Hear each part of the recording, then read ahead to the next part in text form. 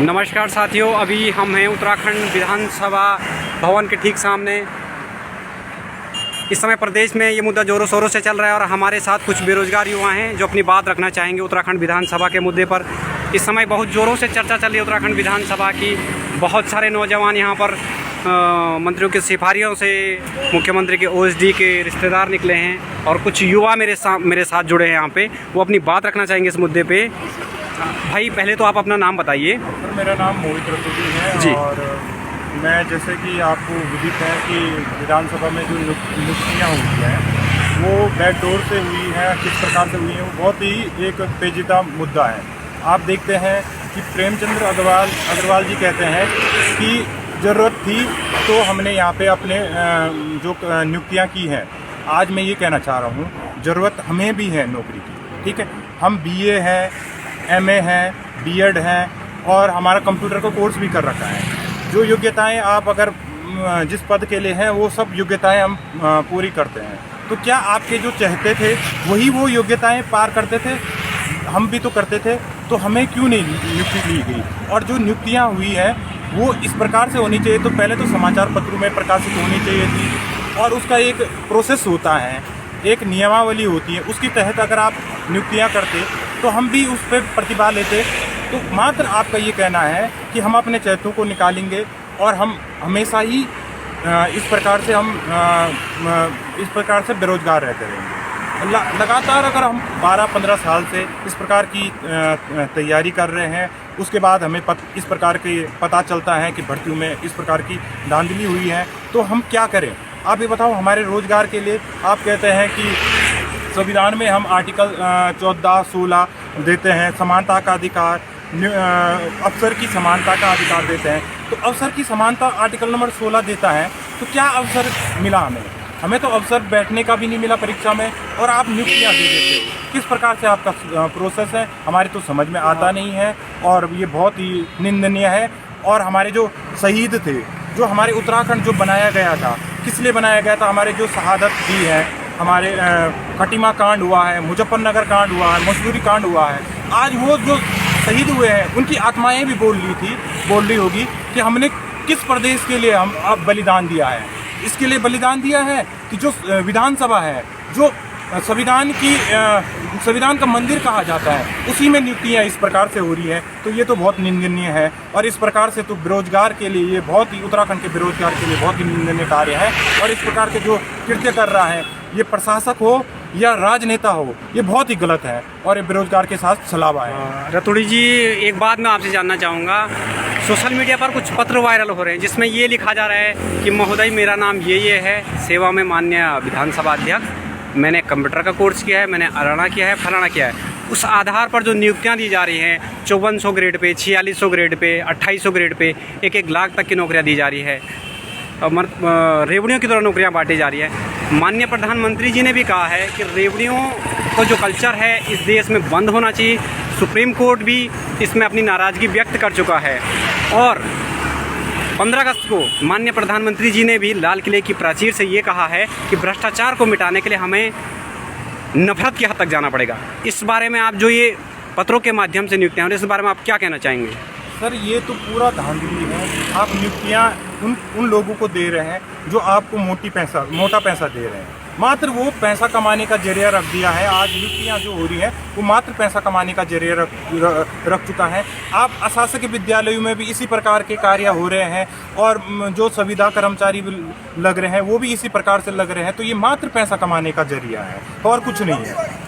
हमारे साथ एक और भाई यहाँ पे हैं जो सालों से प्रतियोगी परीक्षाओं की तैयारी कर रहे हैं। उनसे भी मैं जानना चाहूँगा कि वो अपना रुख रखें। भाई पहले तो आप अपना नाम बताइए। और देहरादून से ही हूँ और काफ़ी समय से इन चीज़ों को देख रहा हूँ, महसूस कर रहा हूँ कहाँ क्या चीज़ चल रही है। विधानसभा की बात है, माननीय हमारे जो पूर्व अध्यक्ष हैं, विधानसभा अध्यक्ष हैं प्रेमचंद्र अग्रवाल जी, सही किया उन्होंने। जो इनको रखा है बहुत सही किया उन्होंने अपने लोगों को रख दिया है। आपको जो करना है आप करिए, उनका कहना है। संविधान का जो उन्होंने मजाक बनाया है, पहली चीज़ उन्होंने कहा है कि भैया जल विभाग में, उन्होंने जल संस्थान में उन्होंने अपने लड़की को बोला कि भैया ज़रूरत थी, मैंने इंजीनियरिंग करी हुई थी, रख दिया। क्या गलत किया? आप बताइए ना क्या गलत किया? आप आवाज़ नहीं उठा सकते। आप बोलिए तो आवाज़ उठाइए उसके खिलाफ। आप इन्होंने आज विधानसभा में कई भर्तियाँ कर ली हैं, 73 लोगों को इन्होंने रखा है, सारे कोई पीआरओ है, कोई किसी का पीआरओ का रिश्तेदार है, इसका रिश्तेदार है, उसका रिश्तेदार है। आप लोगों ने आवाज़ उठाई, किसने आवाज़ नहीं उठाई? तो वो करेंगे और वो तब तक करेंगे जब तक आप लोग आवाज़ नहीं उठाओगे। क्या आपको लगता है कि जो लोग अभी विधानसभा में कार्यरत हैं वही सबसे प्रतिभाशाली है, और उत्तराखंड के जो 9 लाख पंजीकृत बेरोजगार हैं उनमें योग्यता नहीं है यहाँ आने की? ऐसा है, योग्यता की बात तो यहाँ रही नहीं, यहाँ तो सेटिंग की बात है। जिसकी सेटिंग की, अगर सेटिंग योग्यता है तो वही लोग योग्य हैं। तो वहाँ सिर्फ सेटिंग की बात थी तो वो सब योग्य हैं, क्योंकि योग्यता की तो यहाँ बात नहीं। कोई विज्ञप्ति निकली है क्या?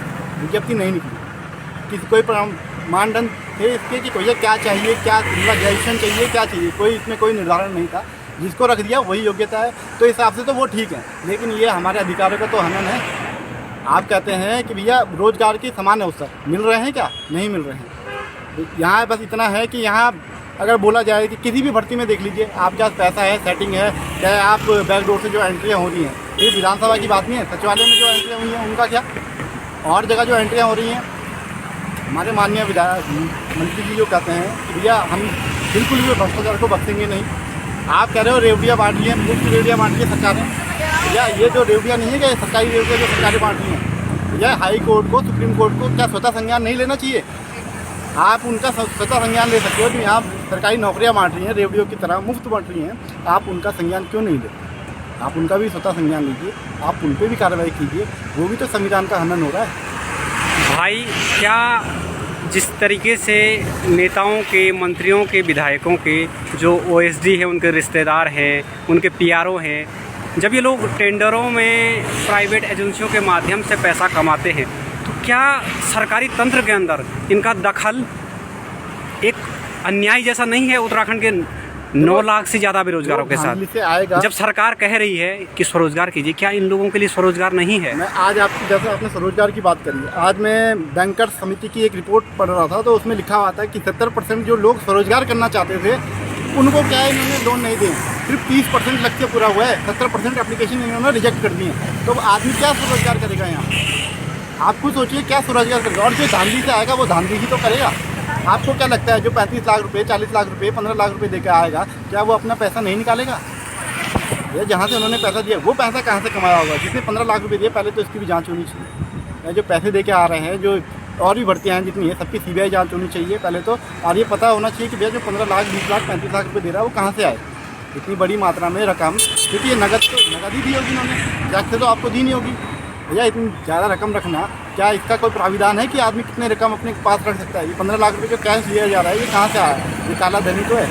आप काले धन की बात करते हैं, स्विस बैंक से लगेंगे। अरे भैया जो घर यहाँ पड़ा है, पहले उसको तो ठिकाने लगाए हो आप, उसको तो कब्जे में लो अपने। स्विस बैंक से तो आता रहेगा, वो तो देख लिया कितना धन आया। लेकिन आप पहले इस धन की बात कीजिए, यहाँ के रोजगार की बात कीजिए, यहाँ के लोगों की बात कीजिए, तभी ये उत्तराखंड बनने का जो सपना है वो साकार हो पाएगा। वरना आप कितनी बात कर लीजिए, किसी भी चीज़ की कोई मुद्दा हल नहीं होने का, ये आपके लिए हमें नहीं होना। भाई एक बार और मैं जानना चाहूँगा, यहाँ पे बहुत लंबा तिरंगा लगा हुआ है। इस तिरंगे में 3 रंग हैं। इन रंगों में शांति का, विश्वास का, एकता का, ईमानदारी के ये प्रतीक हैं। तो क्या आपको लग रहा है कि जो उत्तराखंड के हमारे रीढ़ है, हमारी विधानसभा, जिसको राज्य का पवित्र मंदिर कहा जाता है, तो क्या यहाँ पे इन सब जो विश्वसनीयता है, ईमानदारी है, जो हमारे विधायक शपथ लेते हैं जिन पंक्तियों की कि शुद्ध अंतःकरण से अपने कर्तव्यों का पालन करूँगा, क्या आपको लगता है कि उसका वो पालन कर पा रहे हैं? देखो, जितने भी जो हमले हो रहे हैं, ये काले कारनामे हो रहे हैं, ये गांधी जी की फ़ोटो के नीचे ही होते हैं। इन्होंने हमें सत्य पे चलने का मार्ग बताया था। तिरंगा जो हमारे देश का प्रतीक है, इसी के नीचे बैठ के यहीं के लोग क्या कर रहे हैं, धांधियाँ कर रहे हैं। कोई बाहर का आके नहीं कर रहे हैं यहाँ, कोई बाहर का आ गया, चुने हुए प्रतिनिधि कर रहे हैं। प्रेमचंद्र अग्रवाल जी कहते हैं कि भैया विधानसभा जवाब देगी। अरे भैया विधानसभा में है कौन? आप लोग विधानसभा में चुने हुए प्रतिनिधि तो हैं, आप लोग कहीं बाहर के थोड़ी हैं। आपने नियुक्ति करी है, आपने बिना किसी कारणवश जब आप वित्त मंत्री बने उसके बाद आपने जो है विद्या समिति का जो है उसको पास कराया है। इससे पहले आपने क्यों, जब उन्होंने कोई स्वीकृति नहीं दी थी, विद्या स्वीकृति नहीं थी, तो आपने किस आधार पर उनको ज्वाइनिंग दिलाई? तो इसका जवाब तो उन्हें देना पड़ेगा ना। विधानसभा में कौन है? हमारे चुने हुए प्रतिनिधि तो हैं, आप भी हमारे चुने हुए प्रतिनिधि, आपको जवाब देना पड़ेगा। विधानसभा के अंदर क्यों, बाहर क्यों नहीं दे सकते आप जवाब? भाई एक प्रश्न और मेरा है कि माननीय मुख्यमंत्री श्री पुष्कर सिंह धामी जी ने, युवा यशस्वी मुख्यमंत्री जो अपने आप को कहते हैं, तो उन्होंने कहा था कि मार्च 2022 तक उत्तराखंड में जितनी भी परीक्षाएं होंगी उन सभी में कोई प्रवेश शुल्क नहीं लिया जाएगा, आवेदन निःशुल्क होंगे। और लेकिन इसके इतर विधानसभा में अलग से विज्ञप्तियाँ निकाली गई, 1100 रुपये शुल्क लिया गया। और उसमें भी यदि हमने सूचनाएं मांगी तो सूचनाएं कई अभ्यर्थी कह रहे हैं कि हमको प्रदान नहीं की जा रही है। तो एक देश में, एक ही राज्य के अंदर क्या ऐसे दो विधान चल सकते हैं? ये जो भी चीज़ें बनाई गई थी इसलिए बनाई गई थी कि क्योंकि गरीब बच्चा तो 1000 रुपये देने में कतराएगा। साफ क्या, क्योंकि हमें भी पता था, सबको पता था कि सेटिंग तो होनी है। तब इसलिए कि फॉर्म भरने के बाद भी उनका ये था कि भैया सरकार बदल जाए, क्या पता सेटिंग भी बदल जाए, क्या पता चीज़ें बदल जाएँ, सेटिंगें होनी है, सबको पता था। इसलिए उन्होंने ज़्यादा फीस रखी, भैया लोग कम भरेंगे। आप देख लो कि जहाँ तक 1 या 2 पोस्टें निकलती हैं UKPSC की, कितने लोग भरते हैं? 1 लाख 1.5 लाख लोग फॉर्म भरते हैं। इसमें कितने ने भरे? 7 या 8 या 9 हज़ार लोगों ने फॉर्म भरे। कितने रखे गए? इसीलिए रखा गया था कि कम से कम लोग इसको फॉर्म भर को भरें और कम से कम लोग इसके खिलाफ आवाज़ उठाएं। ये अपने लोग अंदर करेंगे तो कम से कम लोग इसके लिए आवाज़ उठाएंगे और कम लोगों की आवाज़ दबाने में आसानी है। बाकी रही मुख्यमंत्री जी की बात, मुख्यमंत्री जी ने जितना अभी तक मैं मुख्यमंत्री जी के कार्यकाल से संतुष्ट, पर कुछ चीज़ें हैं जो उन्हें भी सुधार करने की जरूरत है। वो कहते कुछ ये नहीं कहते। आपको अपनी एक बात में निर्णय पे अटल रहना पड़ेगा। आपको भ्रष्टाचार के खिलाफ एक कठोर कानून बनाना पड़ेगा। आपको CBI जांच के लिए, प्रत्येक परीक्षाओं की CBI जांच के लिए आदेश पारित करना पड़ेगा। अगर आप ये नहीं करते हैं तो आप कितनी STF जांच करा लीजिए, STF वाला कभी अपने अधिकारी से नहीं पूछ पाएगा तो भैया आप हकम सिंह के रिजॉर्ट क्या करेंगे। ये सामने मैं देख रहा हूँ मुख्यमंत्री जी का बहुत बड़ा पोस्टर लगा हुआ है और हम उम्मीद कर रहे हैं कि युवाओं की भावनाओं के अनुरूप वो फैसले लेंगे कड़े कड़े। भाई, क्या आपको लगता है कि इस समय उत्तराखंड के मंत्रियों के पास, मुख्यमंत्री जी के पास, विधायकों के पास, विधानसभा अध्यक्ष के पास एक सुनहरा अवसर उत्तराखंड के युवाओं ने प्रदान किया है कि आप ये रेवड़ी कल्चर को बंद कीजिए, क्योंकि जनता का दबाव है। और इस समय आपने जितने अपने अधीनस्थों को बैकडोर से एंट्री कराई है, आप उनको ये करके उनको यहाँ से हटा सकते हैं कि जनता का दबाव है। इसमें जनप्रतिनिधियों की छवि भी खराब नहीं होगी और एक मिसाल उत्तराखंड में पेश हो सकती है। अगर ये क्योंकि हमसे 20 गुना लगभग बड़ा उत्तर प्रदेश है, वहाँ पे 543 देखिए कर्मचारी हैं और यहाँ पे 560 कर्मचारी। जैसे आप बोल रहे हैं नजीब पे, अगर ये करते हैं तो एक नजीब जरूर होगी उत्तराखंड में। और ऐसा नहीं कि ये हटा नहीं सकते हैं। जैसे प्रेमचंद्र अग्रवाल जी कहते हैं टेम्परेरी व्यवस्था, अरे भैया टेम्परेरी व्यवस्था भी है, आपके अपने लोग रखे हैं, कई बेरोजगार घूम रहे हैं। आदिना सेवा चयन आयोग में कई लोग हैं जो 1 या 2 नंबर के मेरिट से बाहर हो रहे हैं। आप उन लोगों को चयन का मौका दीजिए ना एक बार। आपको टेम्परेरी बेसिस में रखना है, क्या उन लोगों को ठीक तो नौकरी की आवश्यकता नहीं, उन लोगों को भी आवश्यकता है। आप एक बार सोच विचार जरूर कीजिएगा इस पर। और उसके बाद यह है कि बेरोजगार के साथ जो छलावा हो रहा है वो नहीं होना चाहिए। और 2 लाइनों के साथ बात खत्म करूँगा कि उत्तराखंड में आज तक जितनी भी भर्तियाँ हुई, आप सबको पता है कि सबने धांधली है। आप उनमें जितने भी आरोपी जांच करिए, जो करना है आप इसको साम दाम दंड दें। आप जिस प्रकार से कर सकते हैं उनको पहले हटाइए। पहले प्रशासन को सच करने की ज़रूरत है, क्योंकि काम कौन कर रहा है ऊपर बैठ के? वही लोग कर रहे हैं जो धांधलियों से या आए हैं, वो हमारे सर पर बैठ के नाच रहे हैं। पहले उन लोगों को बाहर किया जाना जरूरी है। और यहाँ ईमान बिकता है, यहाँ फरमान बिकता है, और आप दाम तो बोलिए, यहाँ इंसान बिकता है। इसके बाद मैं ये बोलना चाहूँगा कि मुख्यमंत्री जी से उम्मीद है कि एक कड़ा से कड़ा निर्देश, एक कड़ा से कड़ा तो मतलब कहते हैं कि मतलब कठोर इनको जो है निर्णय लेना चाहिए। देखिए इसमें कई लोगों का जो है कल रो रहे थे, कुछ आज रो रहे हैं छात्र, वह कईयों को ज्वाइनिंग नहीं मिल रही है। उनका भी अपना स्टैंड सही है, भैया जो मेहनत कर रहा है उसको ज्वाइनिंग नहीं मिल रही है। उन लोगों को क्या कर रहे हैं, ये ज्वाइनिंग दे रहे हैं जिन लोगों ने 15 लाख 20 लाख 25 लाख 30 लाख दिए, वो लोग आज सरकारी सेवाओं में हैं। जो लोग जो युवा मेहनत कर रहा है वो आज सड़कों पर ऐसे ही धरने दे रहा है।